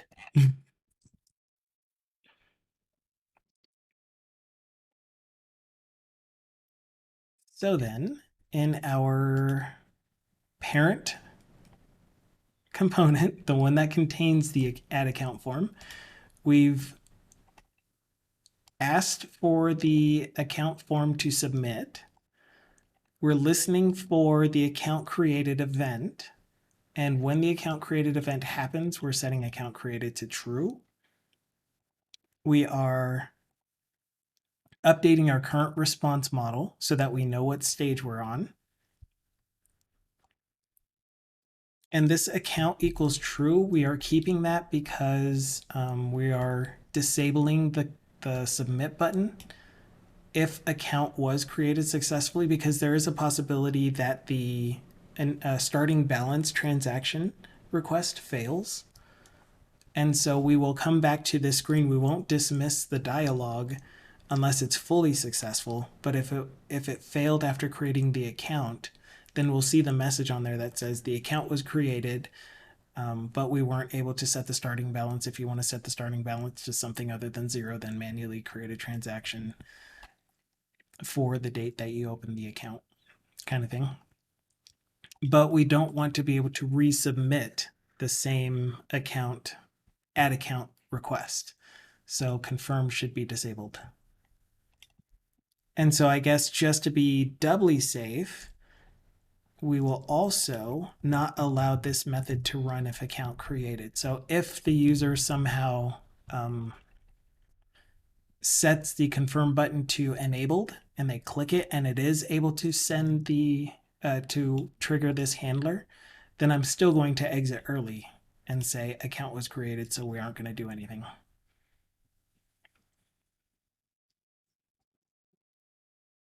That's an or.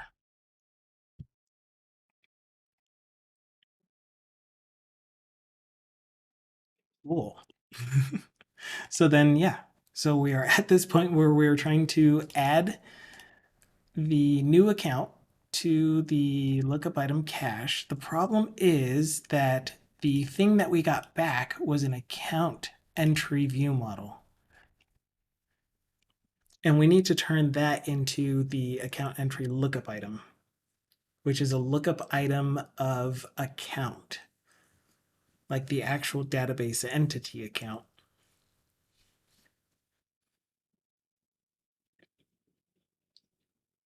But what I think I said I was going to do is instead tell this thing to refresh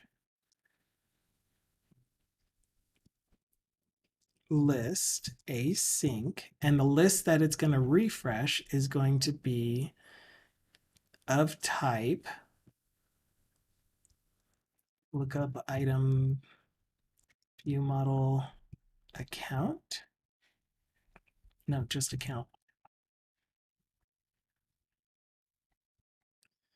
Okay.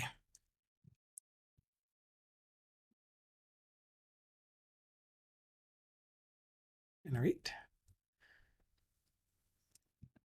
Okay. And we're going to copy this. Control F12.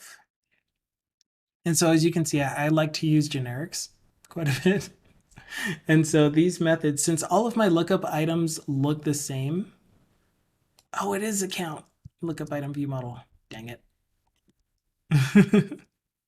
Well, whatever. Whatever. That's what we're going to do.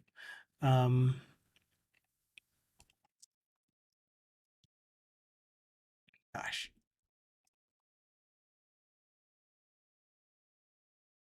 So we're going to refresh the account lookup item view models list. And that will tell all of our drop downs that are using that list to also refresh.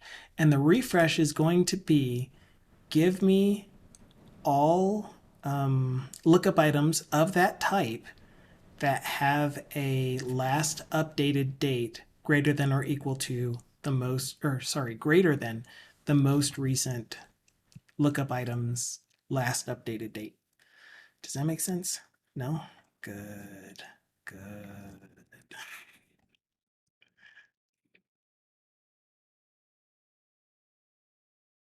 Wait, we're not passing it anything. We're just telling it to do a thing.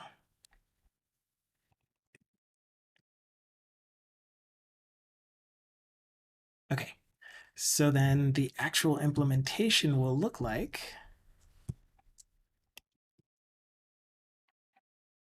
that's going to be a sync.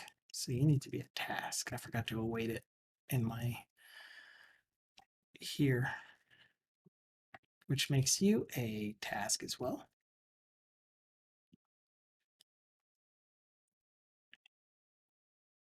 Okay, so this is going to look like, are you the lookup list state? You are a public async task refresh. Excuse me, why can't I click? It froze on me. Last time. And that's how we do it. I'm not even going to review it. I'm kidding.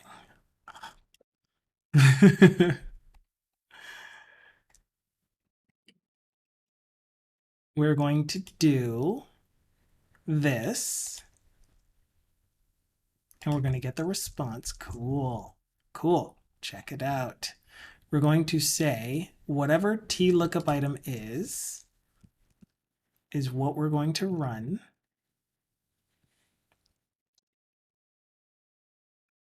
Except that we're going to need to update this method to include an as of date. It's already there. It's already there. Okay, so we're going to need to get the most recent. So to do that, we're going to say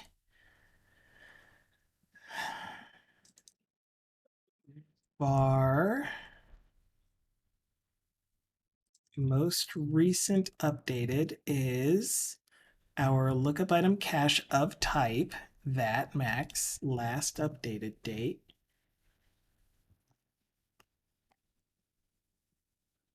Oh, I need to constrain t lookup item so that we can know that t lookup item is an I lookup item view model. We'll use this. That way we can know that there is a last updated property on it.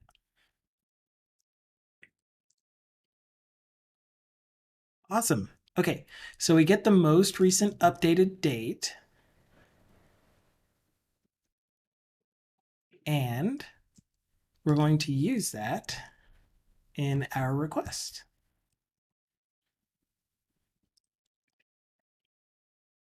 If response was error, we're not updating anything otherwise. Interesting. So Copilot thinks that we should check to see if the new lookup items exist.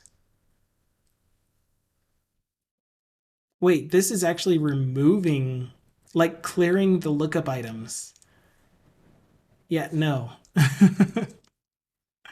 What I think it was trying to do is check to see.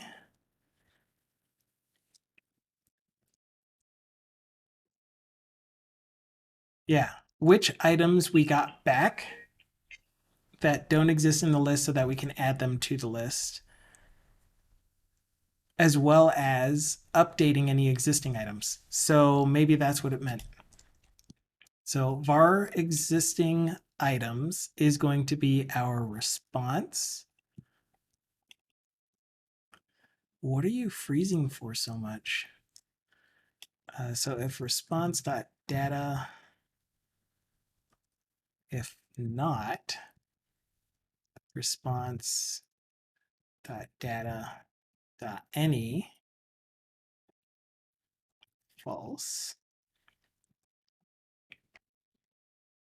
Don't try rating me. It's simple. I'm ending soon too.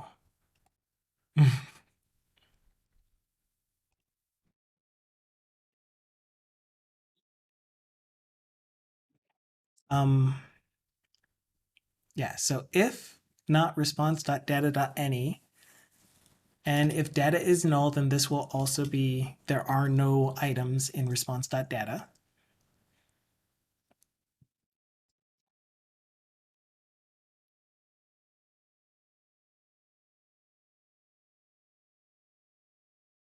And now I'm watching Simple and I'm like, if he says my name, then I need to tell him no, I'm leaving.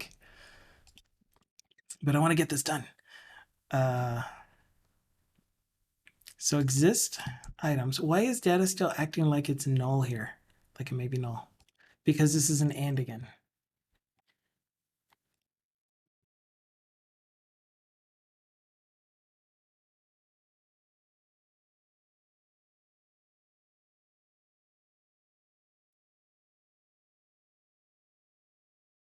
Okay, we'll finish this and then I need to get back to work.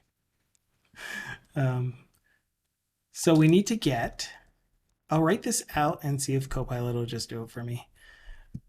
Find all returned items that already exist in the cache and remove them from the cache.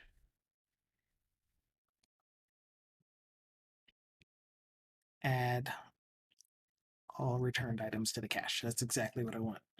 So this one is already there. This one we're doing here. And the way that we're going to find all items that already exist is not like this, but I did want to keep this because lazy. So it's going to be our response.data.where. Yes, lookup item cache, match on their IDs, match on their value texts, is what I said. And then to list it so that when we are modifying our lookup item cache, we aren't re-querying it over and over, and we'll get a you cannot modify a collection while it's in use kind of thing. So then we will if existing items.any,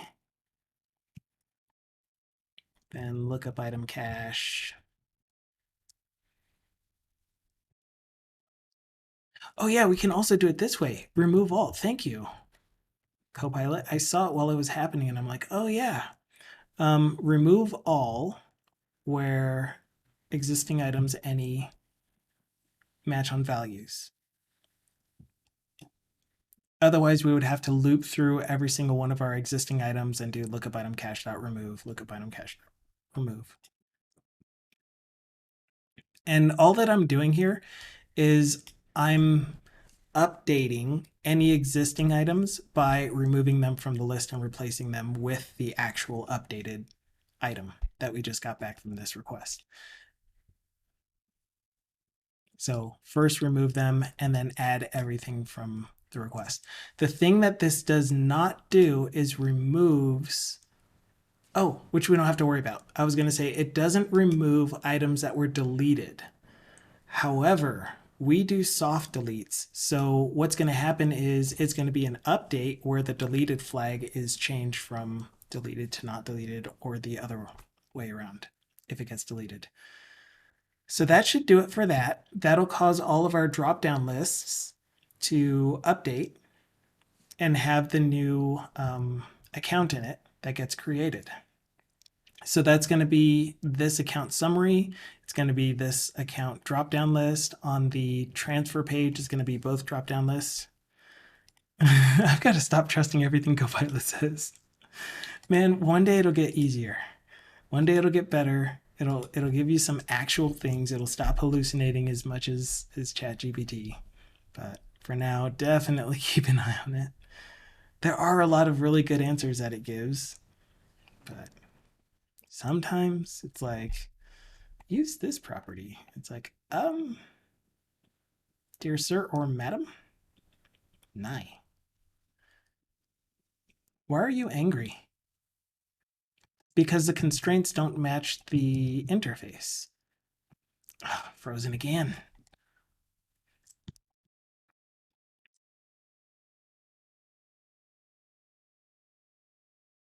Okay, so that is taken care of. My brain, as you can tell, my brain is finally caught up and it was on top of things, and that was a pretty nice run. It would have been nice to do that the whole stream though. So the next thing that we're going to do, probably, yeah, tap, tap, tap, done. The next thing that we're going to do probably in, it'll most likely be Monday, but I'm going to try to do it on Friday first thing, is the account service implementations for create account. Once we get this and this implemented,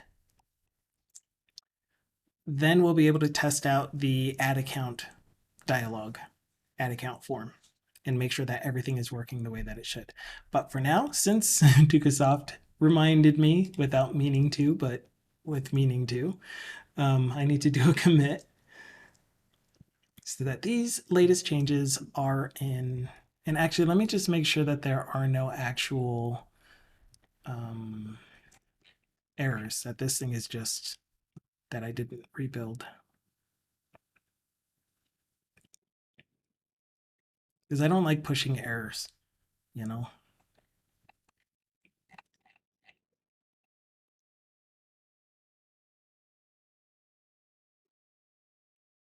Looks good. Looks good. Just refreshed. All right then. So we implemented the add account dialog and scaffolded the service methods, associated service methods. Me and my way too long commit messages. So I'm going to go ahead and commit and push so that they are on our GitHub for the project. And of course, you are always welcome to play around with it. We're getting really close to the point where if you want to start contributing to a GitHub project, you could use this one and start implementing features. We'll come up with a really good list of starting features for an existing project that could use updates. It's mostly going to be centered around UI stuff because I hate doing UI, but also improve functionality, maybe consolidate some of the forms so that we don't have a separate add account and edit account form. They might just be the same form kind of thing. Or add lookup item, edit lookup item. I can center stuff. Just wrap the whole thing in angle bracket center. But anyway, that is going to be it for me for today. Here is this screen that has an AI generated image that I have not switched out for a long time because lazy. Because yes, I'm lazy. But yeah, that's going to be it for today's stream. We're going to head on over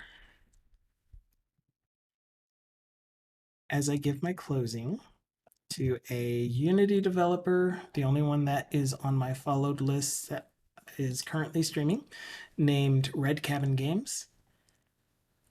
I really like watching him create the top-down shooter. It's really cool. It's really cool. Space Scavenger is what it's called.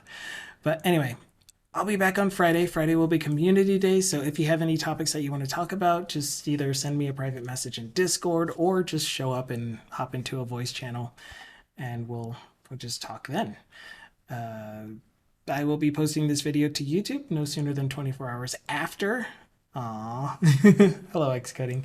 No sooner than 24 hours after I end the stream because Twitch affiliate, etc., blah, blah, blah, blah.